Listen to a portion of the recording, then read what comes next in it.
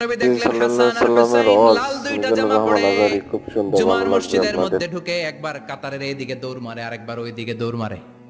ছোট বাচ্চাদের এরকম দৌড়াদৌড়ি আছে না নাই? ছোট বাচ্চাদেরকে মসজিদে ঢুকতে দেন তো না বের করে দেন?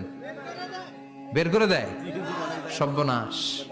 বাচ্চাদেরকে মসজিদ থেকে বের করবেন না, কখনোই বের করবেন না। তুরস্কের বিভিন্ন মসজিদে বড় বড় ফেস্টুন দিয়ে লেখা থাকে, তারাবির নামাজে, জামাতের নামাজে মুরব্বীরা যখন সামনে নামাজ পড়বে, পিছন থেকে যদি ছোট বাচ্চাদের চিল্লা চিল্লি আর কিচির মিচির শব্দ শুনতে না পাওয়া যায়, তাহলে ভবিষ্যৎ প্রজন্ম নিয়ে আপনারা চিন্তিত থাকুন। পিছনে যদি বাচ্চাদের হই হুল্লোড় না থাকে, চিল্লা ফাল্লা না থাকে, তার মানে নেক্সট জেনারেশন এগুলো মুসল্লি হবে না, এগুলো হবে ডাকাত।